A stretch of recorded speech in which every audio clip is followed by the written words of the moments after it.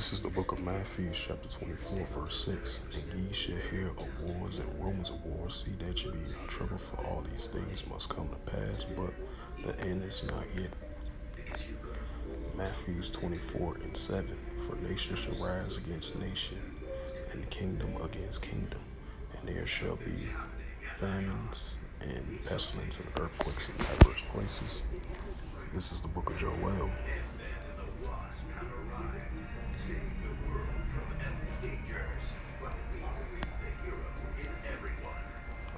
3 verse 9, and it reads, Proclaim ye this amongst the Gentiles, prepare war, wake up the mighty men, let all the men of war draw near, and let them come up. This is the book of Joel, chapter 3, verse 10. Beat your plowshares and the swords and the pruning hooks, and the spears, and let the weak say I am strong. Shalom. First and foremost, I'd like to give all praises and glory and honor to Yahweh, Ba'ashem, Yahweh Shai, Ba'ashem, Wakakadash. Double honors to the elders for preaching his word truthfully and sincerely. And shalom to the Akim, scattered through the four corners of the globe, preaching the word truthfully and sincerely. And I say shalom to you Akim out there. And this was a news article from Fox News, published February 1st, 2023 at 2:25 a.m. Eastern Standard Time. And this was published by Benjamin Withall from Fox News. And it reads, warning signs, Iran's military reportedly sending warships to Brazil, Panama Canal, and challenges to U.S. Tehran's ability to expand its military presence in our hemisphere should be a warning sign, Senator Rubio says. The United States is tracking the warlike announcements by Iran's regime that it deploying 2 military warships to Brazil that are heading to Panama Canal, where Tehran declares it will establish a war presence. And it says a United States Department spokesperson told Fox News Digital on Tuesday, we are aware of these claims by Iran's Navy. We continue to monitor Iran's attempts to have a military presence in the Western Hemisphere. The Iranian regime-controlled news outlet Tehran Times reported Saturday that Iran's 86th flotilla warship is now sailing along the western shores of Latin America. The Navy second-in-command says. Fox News Digital learned on Tuesday from a Western security source that Iranian warships have not yet docked in Brazil. Senator Marco Rubio, Republican from Florida, told Fox News Digital in a statement that Iran's growing presence in the Western Hemisphere should come as no surprise, as the Biden administration has a history of appeasement and engaging with authoritarian regimes. Tehran's ability to expand its military presence in our hemisphere should be a warning sign, especially as it seeks to support a left-wing monstrous regime that will undermine peace and stability throughout the region.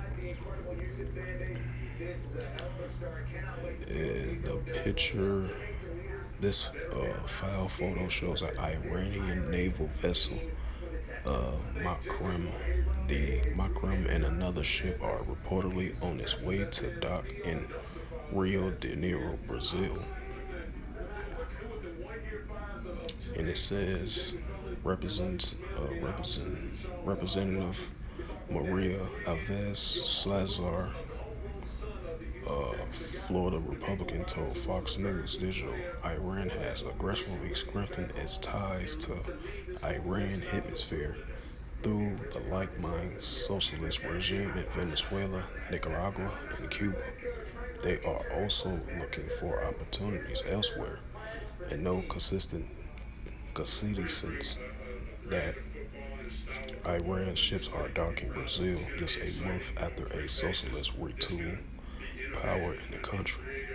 She added, indeed, of supporting the Iran friendly socialist and left wing regime in Latin America. The Biden administration should be strengthening political forces committed to keep our hemisphere free from anti new know what. And it says in early January, the commander of the Islamic Republic Navy, Rear ADM Shamara Arahini, told the Iranian regime controlled Far News, "We have been presented in all the strategic straits of the world, and we have not been present in only in two straits, and one which we will be presented this year, and we are planning to present in the Panama Canal. The Clarity regime militant interference in the vital Panama Canal shifting transport patches could damage the U.S. trade and rattle the global economic market. A staggering 16% of the world's shipment fleet is registered in Panama, according to a deadweight tonnage." I want to go and read all the rest of that. And this is another news article I want to bring out as well too. Here we go. Another sign of wars and rumors of wars are heating up. And this is a second news article from Newsweek by Brendan Cole 4 hours ago, published by him. And it reads, U.S. preparing for direct confrontation with Russia in the Arctic.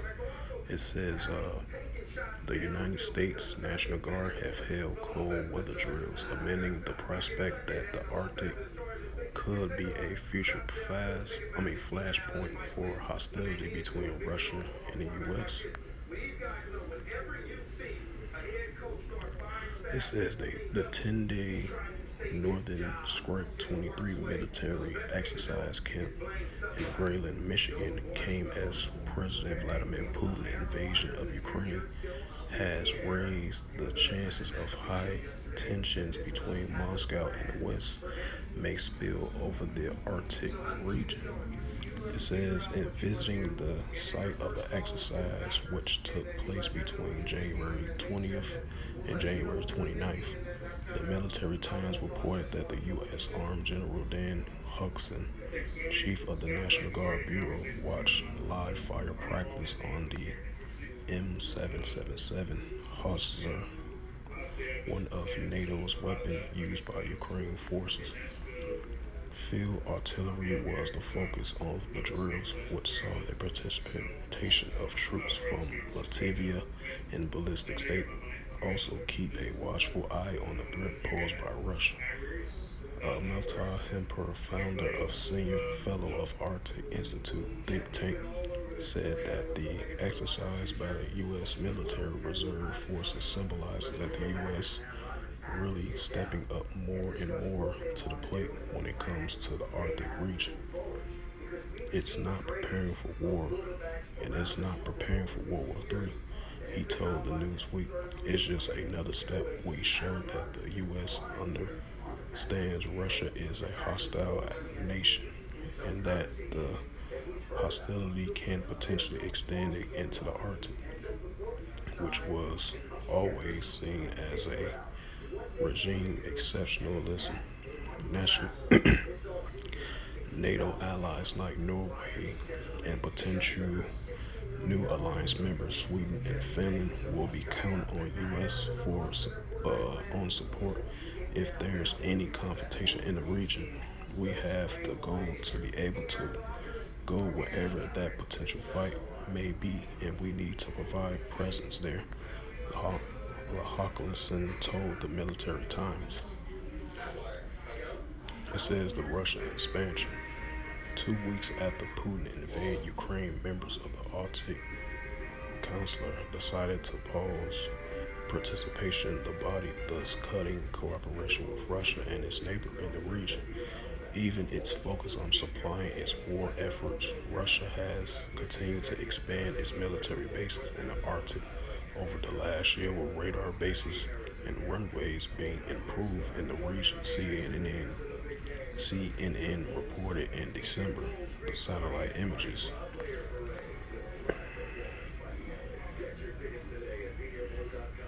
Meanwhile, Central Strategic and International Studies, CSIS, said it's in a report public in January. Moscow use of hybrid tactics in the Arctic seems to be increasing, and both frequent and severely. This includes allegations denied by Moscow that it's beyond the sabotage of the Nord Stream pipeline, which that was last year, and the Eurasea cable in the Arctic and near Arctic. In October, the U.S. government, widely Arctic strategic, said that Russia's invasion of Ukraine has raised geopolitical tensions in the Arctic and creating a new risk of unintended conflict. Russia's military interests in the Arctic are mostly defense, according to the CSIS. These including protecting the second strike sea-based nuclear deterrence by the Kola Peninsula, its oil and gas major projects like Nemo LNG and Voskla oil ventures, and the Northern Sea Route, whose role as a future trade thoroughfare is likely to be increased by global warming. Russia has an offense goal in the Arctic, the CSIS said. Such uses is a staging growth for power projection as a possible site for hybrid activities and intimidating European Arctic countries, not to mention the scene of an unlikely but unthinkable wider NATO-Russia conflict. Having escalating to a war, one can imagine Moscow risking a limited incursion into Norway or Finland in a bid to protect its critical nuclear assets in the Kola Peninsula, adding to the think tank. Russian military bases, airfields, and the presence of the Northern Fleet in the Murmansk region as part of the significant investment in the region, which has not been a top security priority for the United States or NATO in recent years. Russia is pushing ahead, and the U.S. is playing catch up to a certain degree in sending Humphrey nothing that is with 8% of the world's LNG now produced above the Arctic Circle. Russia sees the region as a key to its future economic as well as strategic development. The strength of the international agreement has led Humper to believe that it will not be a fight initially in the region over its resources. Rather, he said it's most likely scenario in a conflict that thinks its night outside the Arctic and percolates into the Arctic, where the Arctic becomes a theater of a war. No one can think of a larger military conflict with ships shooting each other or missiles or ground-based forces. You can also think it more likely a similar kind of a conflict where things get sabotaged or shipment lanes get blockaged, unless Russia changes its behavior, which doesn't look like it will. I don't think there's any path to the Arctic that it pre-2022, he added. Okay, Matthews 24:7. For nation shall rise against nation, and kingdom against kingdom. And there shall be famines, and pestilence, and earthquakes in diverse places. Let me go to Isaiah. Doing this to go 1-0 each day, so you can go 1-0 this week. Distractions count. When you're playing for something that's bigger than yourself, right? Because of the relationships that you have with the teammates that you have and the coaches that you have, then you're willing to sacrifice things, right? And that's the definition. I talk about it all the time. That's the definition. The greatest motivator is love.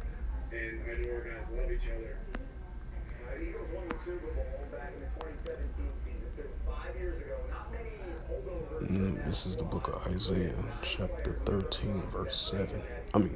Isaiah 13, verse 17 in the Holy Scriptures, and it reads, Behold, I will stir up the Medes against them, which shall not regard silver, and as for gold, they shall not delight in it.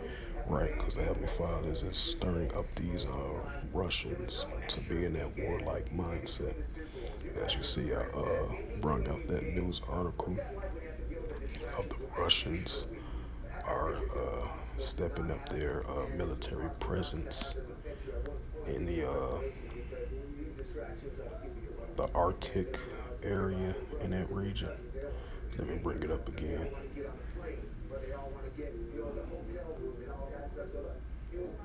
Right, in the Arctic in that region. So tensions might stir up over there as well too, as it says U.S. prepared for the work for a potential preparing for a direct confrontation with Russia in the Arctic. So, that's a rumor of war right there. That could be in the near future. So that's why I brought out the Isaiah 13 and 17. And I'm going to bring it out again for edification's sake. Behold, I will stir up the Medes against them, which shall not regard silver, and for gold they shall not delight in it, right? They're not going to delight in that, They're just going to have a hostility and increasing against modern day Babylon in that warlike mindset. And that's what the Heavenly Father, Yahweh, is doing, stirring up the Medes against the modern day Babylonians. And that's what we're seeing, And it's going to continue to increase. And we're seeing it now more so than ever.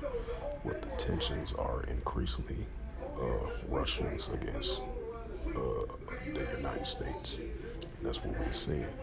And that's for this right here as well, too.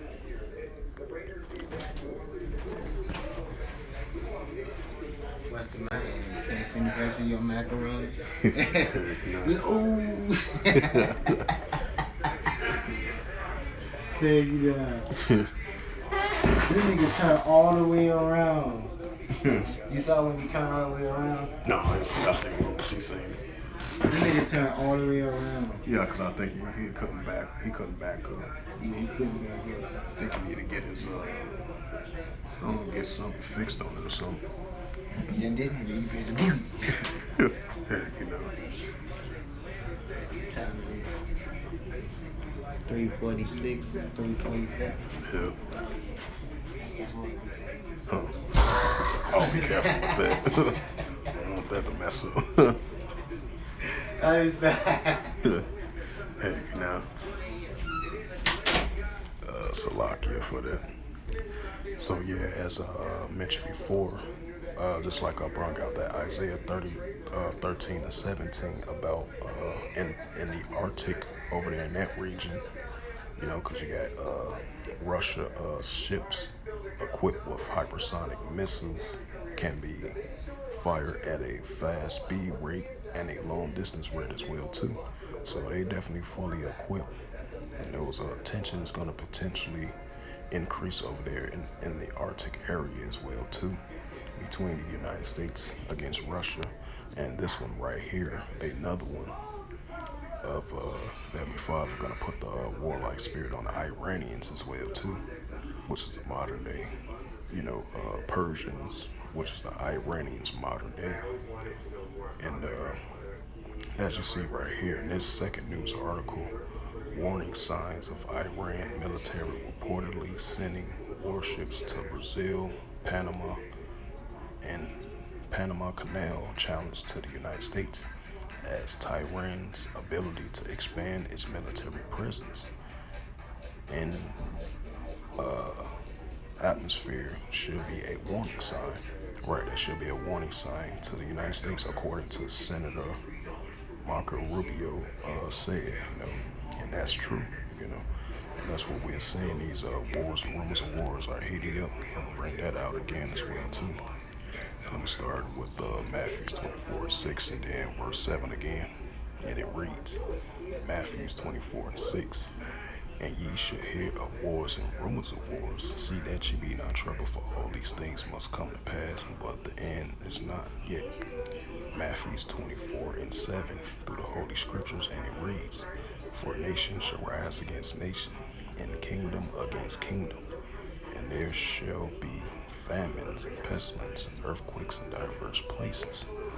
Matthew 24:8, and it reads, all these things are the beginning of sorrows, right? Because we are entering in the phase of those things, of these beginning of sorrows, of this hostility and tensions of these nations, of increasing wars and rumors of wars, proxy wars, commotions of wars, and that's what we're seeing, increasing hostility build up between these nations, especially Iran and Russia versus the United States and its allies. So we seeing that increasing more and more and more with these nations upgrading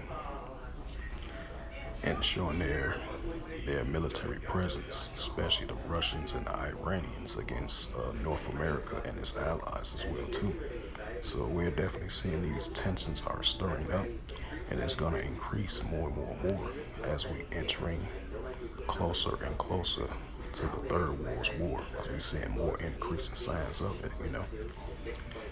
And so with that, hopefully this sit-down lesson was edifying through the spirit, power, grace, and mercy of Yahweh Yahushua. And first and foremost, I'd like to give all praises and glory and honor to Yahweh, Ba'ashem, Yahushua, Ba'ashem, Wakar Kadash. Double honors to the elders for preaching this word truthfully and sincerely. And shalom to the Akim, scattered through the four corners of the globe, preaching the word truthfully and sincerely as well too. Until next time, I will say shalom.